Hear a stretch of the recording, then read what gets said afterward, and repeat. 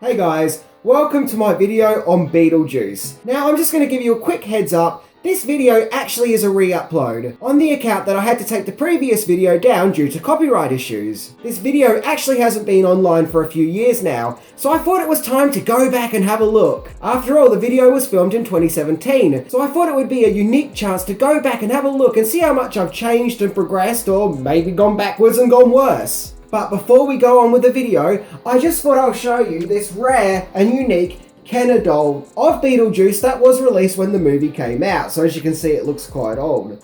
But seriously, look how huge this thing is! Anyway, on with the video and enjoy it.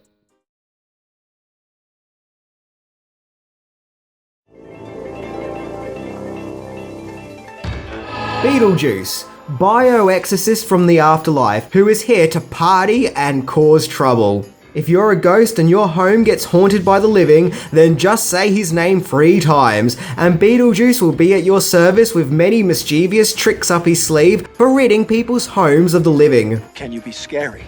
Hey, no, Nebraska. What do you think of this? You like it? Released in 1988 and directed by Tim Burton, the surreal horror comedy tells the story of happy, mild-mannered married couple Adam and Barbara Maitland, played by Alec Baldwin and Geena Davis, whose world of sweet marital bliss comes to an end after they die in a drowning accident, and come back as ghosts, destined to spend their afterlife in their house. But things take a turn for the worst when the Dietz family move in, whom are new age artistic trendies from the city, who have plans to destroy Adam and Barbara's home and turn it into a strange art sculpture den. So Adam and Barbara call upon the services of BeetleJuice, played devilishly by Michael Keaton, to rid the house of the Dietzes. But they very quickly regret doing so, as BeetleJuice is very troublesome and sleazy and also very hard to get rid of in this well-meaning comedy that is, in my opinion, about accepting and embracing each person's individuality and creativity. A classic movie from the 1980s that propelled Tim Burton, Michael Keaton and Winona Ryder into superstardom. So let's say his name 3 times and check it out.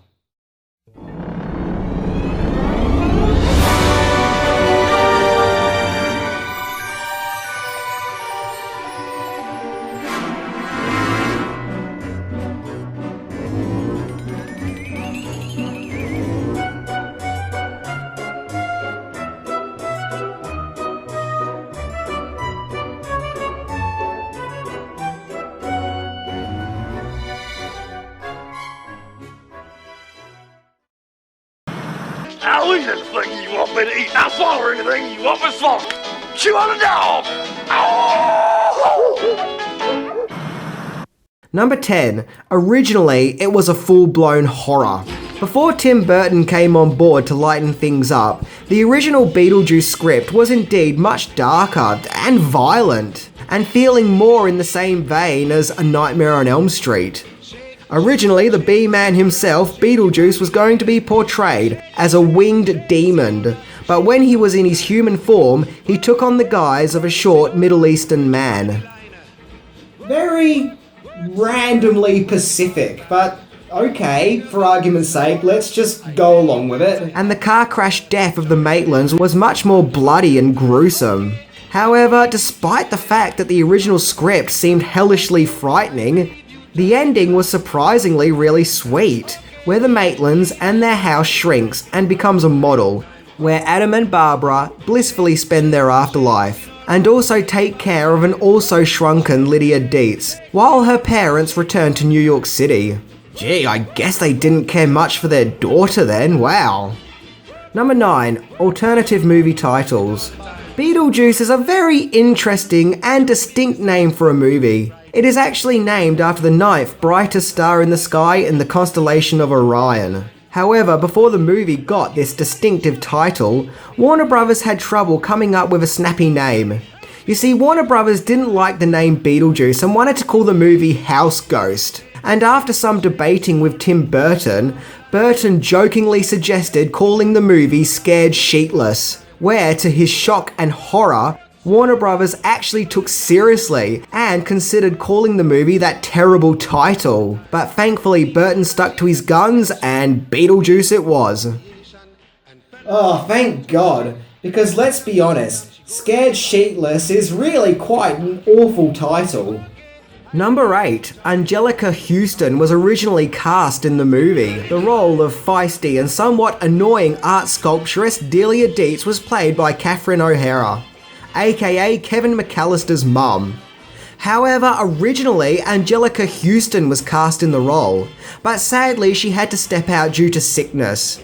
And I can totally see Houston in the role of Delia Deetz. I can imagine she probably would have made the character even more intimidating and more of a force to be reckoned with. But sadly, it was not to be, and Burton had to convince O'Hara to take on the role. But Houston would go on to star in other supernatural movies, such as The Witches and The Addams Family. As for the role of teenage daughter Lydia Deetz, well, the production team searched high and low for the right actress for the role. Actresses that were considered include Lori Loughlin, Diane Lane, Sarah Jessica Parker, Brooke Shields, Justine Bateman, Molly Ringwald, and Jennifer Connelly, but they all turned down the role. You bunch of losers! You're working with a professional here! Juliette Lewis auditioned, but it was Winona Ryder who won director Tim Burton over, mainly because he liked her performance in Lucas. And well, let's be honest, Ryder totally pulled off the goth look. Number 7. Burton chose the Calypso soundtrack to make the movie feel more fun and playful. BeetleJuice features a killer soundtrack by Danny Elfman, which in my opinion is one of his finest scores yet. But oddly enough, the movie also features a lot of R&B and Calypso songs, which is a strange choice for a dark, gothic, haunted house movie. But yet it still somehow works and makes the movie feel that bit more unique.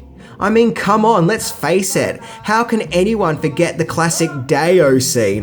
The songs chosen for the movie are a unique choice, as you would have thought they would have opted to go for modern pop songs by artists who were in the charts at the time, like the Nightmare on Elm Street movies did. Well, Burton chose this unique music to make the movie feel more fun and playful. And I'm glad he did, as it's made the movie timeless.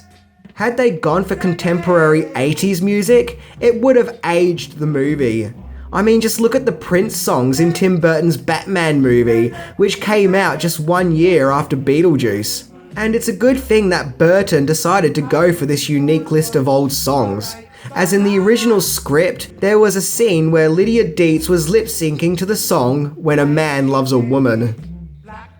Yeah, you know, like how you would expect a goth teenage girl from the 80s to do. And in a twist, when the actor who played Otho, Len Shardix, died, Day-O was played at his funeral.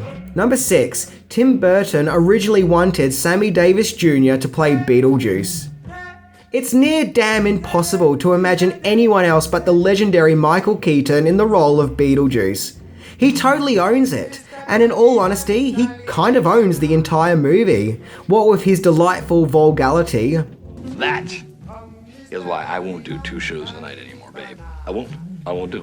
However, Keaton wasn't Burton's original choice for BeetleJuice, but it was oddly enough Sammy Davis Jr., which is, well, different? However, Warner Brothers didn't want the former Rat Pack member who was 63 at the time. So Michael Keaton it was. Jeez, I don't know. I mean, it's kind of a big decision, isn't it? I mean, I always said if I ever did it, I was going to do it once, and that was it. However, I would love to travel to a parallel universe where a BeetleJuice version starring Sammy Davis Jr. exists. Just because Sammy Davis Jr. would have been so radically different from Keaton. I wonder what it would have been like. Number 5. Michael Keaton took on the part because he liked Tim Burton. In a recent interview, Michael Keaton discussed his casting process with BeetleJuice and said that Burton approached him and was talking to him about BeetleJuice. But Keaton just didn't really understand any of what Burton was saying and couldn't quite grasp the movie or the character. But he was interested because he liked Burton and thought that he was a unique guy. And he kept doing further talks about starring in the movie because he was curious, due to his fondness of Burton. Burton encouraged Keaton to find his look for the character. And BeetleJuice's look in the movie totally comes from Keaton himself, as it was Keaton's idea to give him crazy hair, which according to Keaton was to look like he had just been electrocuted, along with chunks of mold on his face. And so when Keaton turned up on set in his BeetleJuice makeup, Burton was totally sold on the look, and the rest is history. Speaking of which, what colour is BeetleJuice's hair anyway? I always thought that his hair was blonde, but a lot of media resources say that his hair is green. In the makeup test, you can clearly see it was green. But if you look here, you can clearly see it's blonde. And sometimes I see pics where it looks blonde with little tints of green. I don't mean to sound stupid or weird or anything, but what colour is BeetleJuice's hair? Is it blonde or is it green? I just can't figure this out. Number 4. Test audiences wanted a happier ending. When BeetleJuice was being screened to test audiences, the audiences actually grew a fondness of the BeetleJuice character and didn't want his punishment at the end of the movie to be too harsh or severe. I'm the ghost with the most, babe. You see, originally the movie ended with BeetleJuice being stuck in the Maitland's model, which was plagued by sandworms, where I'm guessing it was implied that he was left to his doom. But test audiences expressed that they wanted to see BeetleJuice get his comeuppance, but not too harshly. So an alternative ending was filmed with BeetleJuice in the afterlife reception waiting room, where after trying to jump the line, he gets a shrunken head. But BeetleJuice, determined not to let things faze him, insists that it's probably a good look for him. Hey, this might be a good look for me. I think that this is the perfect ending for the character, as like the character himself, it's very comical and tongue-in-cheek, without going into straight-up BeetleJuice is no more territories. Number 3, there was an insane animated series. Like with Ghostbusters, when BeetleJuice came out, they were surprised over just how much of a massive hit it was, and one of the biggest fans of the movie were children, which led to a lot of merchandising to appeal to the young BeetleJuice fans. This includes a figurine lineup, which I actually didn't know about until recently, and honestly, in my opinion, it looks like a very underrated lineup. And there was of course the BeetleJuice NES game, which I also think wasn't common, which is a shame as it wasn't that bad, and just like the movie, it was very surreal. But the BeetleJuice child fandom really peaked in 1989 with the BeetleJuice animated series.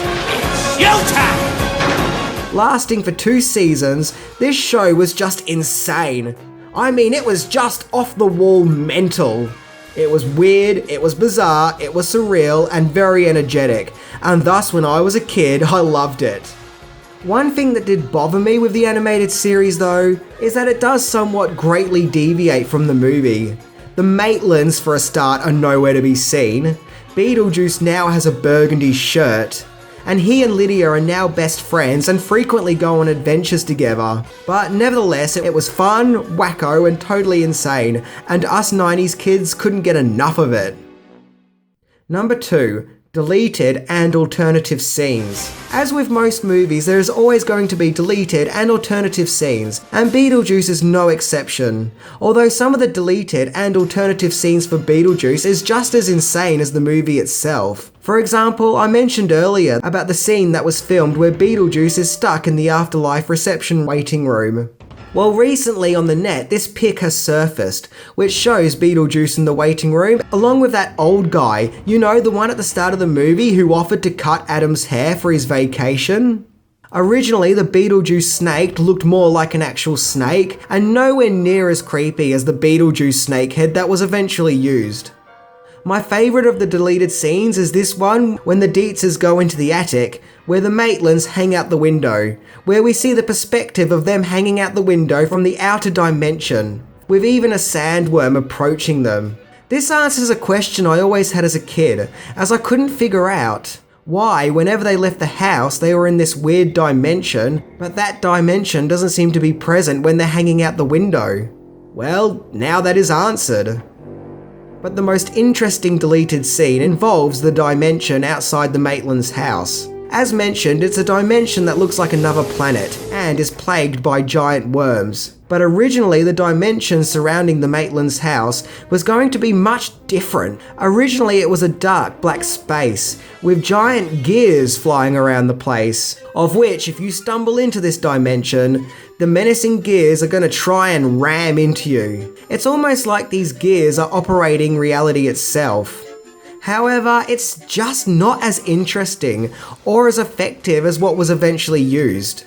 But something I find interesting is the footage of Alec Baldwin stepping into the giant gears dimension is the exact same footage used of him on the Earthworm planet, only they just changed the background.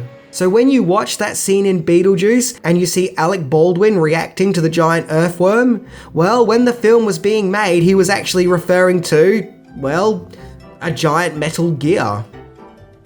Number 1, BeetleJuice is hardly in the movie. Without a doubt, Michael Keaton is considered the main star of BeetleJuice. Heck, even the movie's poster proudly declares Michael Keaton is BeetleJuice without any mentioning of any of the other actors in the movie. But oddly enough, BeetleJuice is hardly in his own movie. In fact, he only appears in the movie for a measly 17 minutes. And that famous black and white stripy suit everyone associates the character with is only in the movie for what feels like 5 minutes. I mean, we see BeetleJuice more in his tour guide costume and his burgundy groom costume than we do his stripy suit. In fact, BeetleJuice doesn't even fully show up in the movie properly until what feels like halfway through the movie. In fact, as a kid, I always felt that BeetleJuice was the Maitland story, as the movie follows their journey of dealing with the afterlife. And of course, the movie pays a lot of focus on the Lydia character and her feelings of isolation and friendship with Adam and Barbara. And even the other Dietzes and Ofo get more of a story and screen time than BeetleJuice. In other words, BeetleJuice is barely a side character in his own movie. I'm telling you, honey, she meant nothing to me. Nothing at all. So how did we not notice this for the longest time? Well, my guess is because of the performance of Michael Keaton was so powerful that even though his appearance was used sparingly, it was still strong enough to dominate the movie, and to be the movie's biggest lasting impact. Well guys, that was my look into BeetleJuice, and I simply cannot praise this movie enough. It's a brilliant movie and was always a favourite in my childhood, and still is even now in my adulthood. I love this movie's quirky feel and its imagination and its interesting visuals. Even if some of the special effects have aged somewhat, they still have charm about them. Anyway, I'm Minty, and remember, BeetleJuice will eat anything you want him to eat, and he'll swallow anything you want him to swallow. Okay, seriously, am I the only one who thought that BeetleJuice's motto just sounded wrong? See ya.